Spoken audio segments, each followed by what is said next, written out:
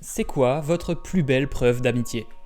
Je vous laisse quelques secondes pour y réfléchir, pourquoi pas écrire votre réponse dans les commentaires. C'est bon? Ok.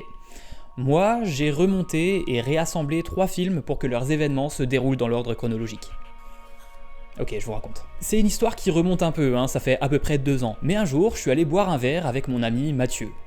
Salut Mathieu. On discutait de tout et de rien, de nos vies, et comme souvent, de cinéma. Et à un moment, on a commencé à parler de Fast and Furious. Et là, Mathieu me dit que Pierre, salut Pierre, qui est non seulement un très bon ami à nous, mais qui était aussi à l'époque le coloc de Mathieu, n'avait jamais vu les Fast and Furious et qu'il comptait les lui montrer. Et ça m'a donné une idée. Je vais pas vous faire un historique complet de la saga Fast and Furious, déjà parce que ça n'aurait pas grand intérêt, et surtout parce qu'il y en a que 3 en particulier qui nous intéressent ici. Le 3, le 6 et le 7. Alors ce qu'il faut savoir, c'est qu'à la base, Fast and Furious 3, Tokyo Drift, était une sorte de spin-off de la saga. La majorité de l'intrigue se déroule au Japon, et à part un caméo de Vin Diesel à la toute fin, on ne retrouve aucun membre du casting des 2 premiers films. Et puis, Fast and Furious 4 est sorti, et là...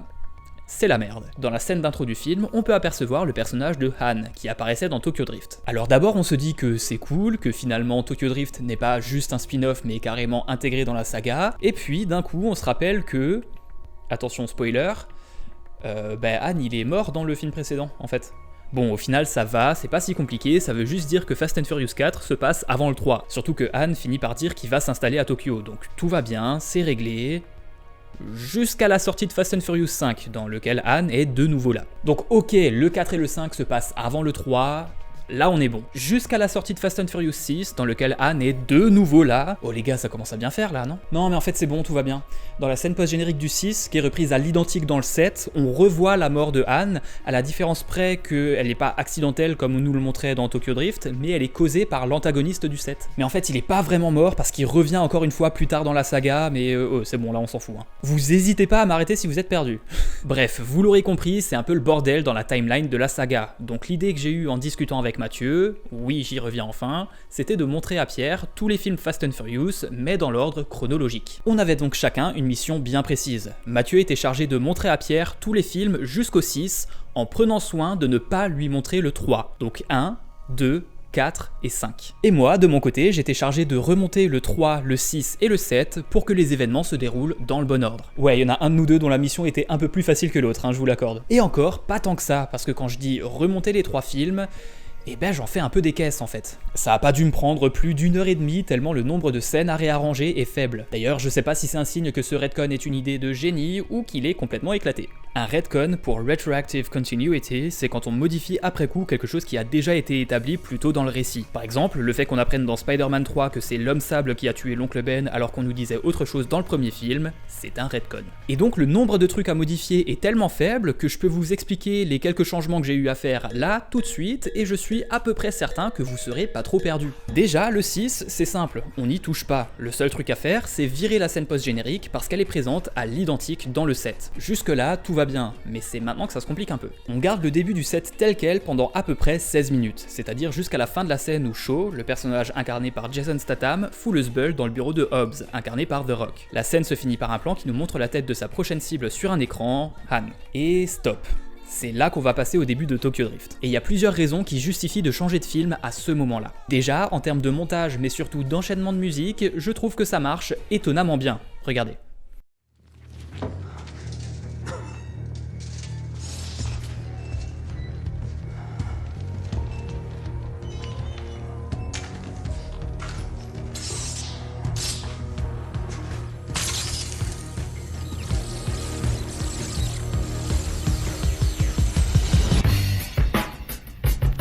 I don't read the newspapers because they all have ugly print.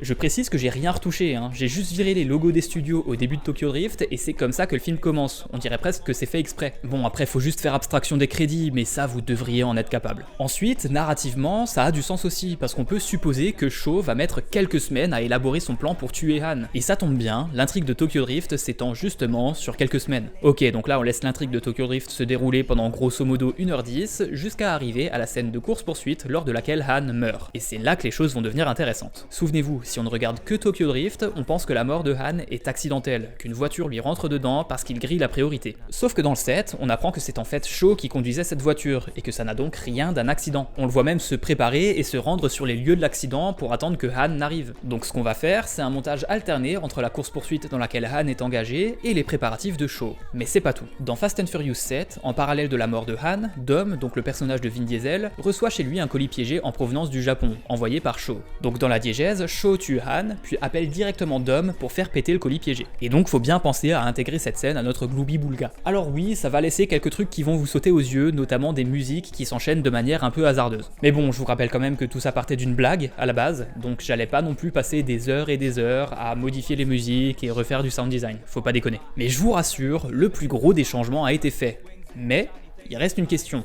Qu'est-ce qu'on fait maintenant? Avec quel film on continue? Et ben dans la suite du set, on a quelques péripéties jusqu'à ce que Dom se rende au Japon. On peut supposer que ça va prendre quelques jours. Donc on va plutôt continuer avec les événements du 3. On va même aller quasiment jusqu'à la toute fin, à l'exception de la dernière scène avec le caméo de Vin Diesel. Donc on laisse l'intrigue du 3 se dérouler, puis on repasse au 7 jusqu'au moment où Dom décide de se rendre au Japon. Et c'est là qu'on intercale la scène finale du 3 avec le caméo de Vin Diesel, avant de reprendre avec le 7 et de le laisser se finir tranquillement. Et c'est vraiment tout ce qu'il y a à faire en termes de remontage.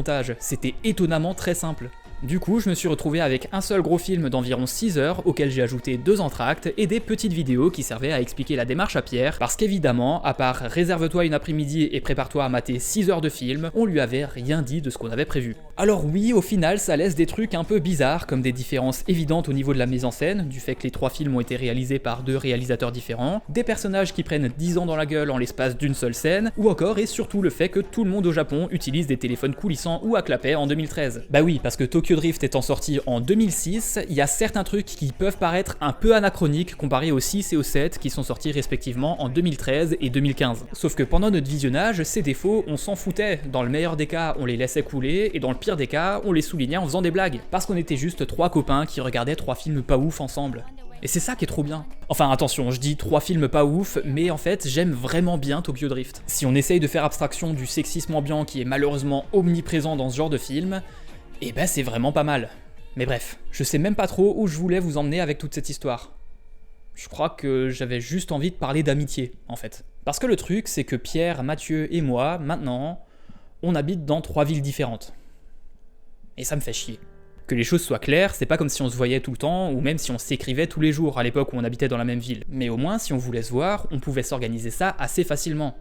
Là, c'est plus le cas. Et je suis pas en train de dire que la distance réduit mon affection pour eux, hein, pas du tout. Mais en fait, je crois que j'ai une conception de l'amitié un peu particulière. Quand je suis ami avec quelqu'un, j'ai pas besoin de lui parler tout le temps, ni même juste régulièrement, pour qu'on reste amis. Je vais prendre un exemple concret, la personne que je considère être ma meilleure amie, j'espère qu'elle se reconnaîtra, et ben il y a des fois où on se parle pas pendant des semaines. Mais c'est pas grave, parce que je sais que quand on se reverra, on va passer un super moment ensemble, à se raconter les dernières mises à jour de nos vies, à rire comme des débiles pour n'importe quoi, ou même pas forcément, on peut aussi se parler de trucs nuls, graves, tristes, et ce moment sera tout aussi important parce qu'on sait qu'on est toujours là l'un pour l'autre, peu importe les circonstances. Et j'estime qu'on n'a pas besoin d'être en contact tout le temps pour garder cette relation et ce lien assez fort. Et même sans aller jusqu'à ma meilleure amie, bah, c'est le genre de relation que j'ai, ou que je pense avoir avec pas mal de personnes. Il y a des personnes que je considère comme des amis à qui j'ai pas parlé depuis des mois. C'est con hein, mais il y a un peu plus d'1 an, j'ai quitté Paris, et en quittant Paris, j'ai aussi quitté une pelletée d'amis. Et il y en a certains à qui j'ai à peine parlé depuis, mais ça veut pas dire qu'ils sont moins importants pour moi. Mais peut-être que je suis juste nul à chier pour entretenir des relations avec les gens que j'apprécie. Ce qui est aussi un peu une source d'angoisse, hein, parce que même si moi j'ai encore de l'affection pour un tel ou une telle, alors que je lui ai pas parlé pendant des mois, qu'est-ce qui me dit que ça sera encore réciproque quand je finirai par reprendre contact? Vous voyez, je suis tellement nul à chier pour ça que je suis en train de bafouiller dans une foutue vidéo YouTube au lieu d'aller en parler directement aux personnes que j'ai en tête là tout de suite. Ça fait chier quoi. Ouais, je suis vulgaire. Merde. Et en même temps ça m'énerve parce que c'est rien de plus que de la pudeur. Ça pue du cul la pudeur. Ouais, c'est une vidéo engagée, ouais. Bon, vous savez quoi? Après tout ce que je viens de vous confier là, je vais faire un truc. Cette vidéo, je la dédie à toutes les personnes que je considère être mes amis, et je vais leur dire ça. Je tiens à toi. Voilà. Alors au début je voulais dire je t'aime, mais j'ai l'impression qu'en français, je t'aime c'est forcément connoté romantiquement, alors que vous avez bien compris que c'est pas du tout ça que je veux exprimer. C'est pour ça que l'anglais est mieux je trouve, parce qu'on peut faire la différence entre I love you et I'm in love with you. Le premier on peut le dire à n'importe qui, et le deuxième c'est plutôt pour la personne dont on est amoureux quoi. Ouais, je baragouine parce que je suis un peu embarrassé.